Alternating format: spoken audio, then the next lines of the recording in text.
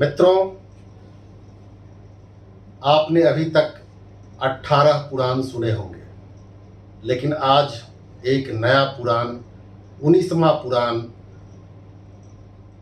की चर्चा हो रही है। और इस पुराण के लेखक हैं छपरा के सांसद राजीव प्रताप रूढ़ी, जिन्होंने आज कुछ देर पहले अपने प्रेस कॉन्फ्रेंस के जरिए कुछ झूठी बातों का एक पुलिंदा बना करके झूठ पुराण नामक एक ग्रंथ का आज लोकार्पण किया है। मेरा सवाल है, उन्होंने इस पुराण के चार खंडों में अपने पुराण को कहा है। मैं इनके कुछ खंडों पर अपनी प्रतिक्रिया देने के लिए आपके सामने हूं। मैं बताना चाहूंगा आपको कि उन्होंने कहा कि मैं उनकी आवाज बनकर आया हूं जो डर से कुछ बोलने के लिए तैयार नहीं होते हैं। इस देश में लोकतंत्र है, लोकतंत्र का एक अपना संविधान है और इस संविधान में सबको स्वतंत्रता है अपनी बात रखने की। अगर डर से कोई नहीं बोल पा रहा है तो देश में हुकूमत किनकी है और राज्य में हुकूमत किनकी है, उनको संज्ञान लेना चाहिए। भारत में भी उनकी हुकूमत चल रही है, उनके पार्टी की हुकूमत चल रही है, और बिहार में भी उनके सहयोग से ही हुकूमत चल रही है। तो फिर ये जो डर से नहीं बोल रहे हैं वे लोग कौन हैं, उनको खुलासा करना चाहिए और ये डर की आवाज बने हुए हैं।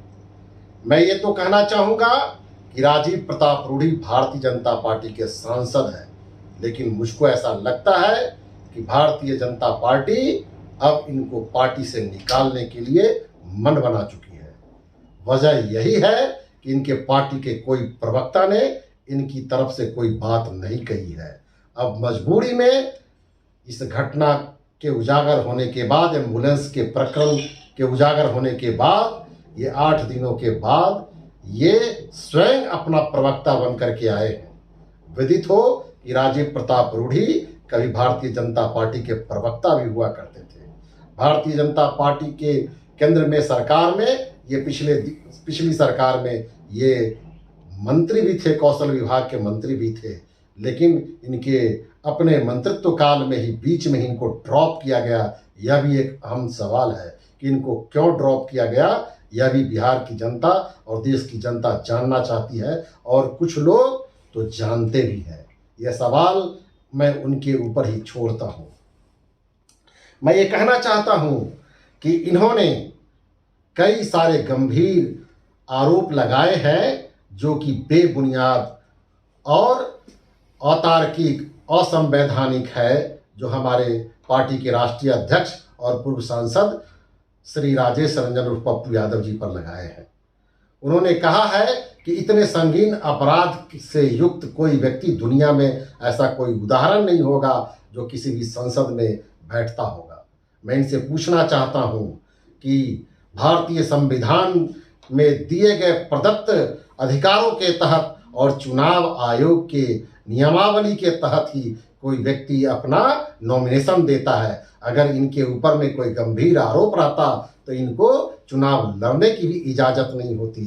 तो इसका अर्थ है कि इन्होंने कानूनी तौर पर भारतीय कानून और भारतीय संविधान को भी ठेंगा दिखलाया है। साथ ही साथ जब इनको कहा गया कि ये कई सारे जुर्म के अपराधी हैं और अपराध की श्रेणी में जो जो धाराएं बन सकती है उन सारी धाराओं का इन्होंने जिक्र किया और सारे अपराध की श्रेणी को इन्होंने डिस्प्ले किया है कि कौन कौन राइट, किडनैपिंग, ये वगैरह, जबकि ये नहीं है। इनके ऊपर अधिकांश जो मुकदमे हैं हमारे नेता पर, वो सभी मुकदमे राजनीतिक तौर पर धरना प्रदर्शन इन सब चीज़ों के हैं, और कुछ मुकदमे जो है जिन पर इनको सुप्रीम कोर्ट ने, हाई कोर्ट ने और लोअर कोर्ट ने सब में बरी कर दिया है। यही वजह है कि इनको चुनाव लड़ने पर कोई रोक नहीं है। ये पूरी तरह से हमारे नेता भारतीय संविधान और चुनाव आयोग के तमाम नियमावली का अनुपालन करते हुए चुनाव लड़ते हैं,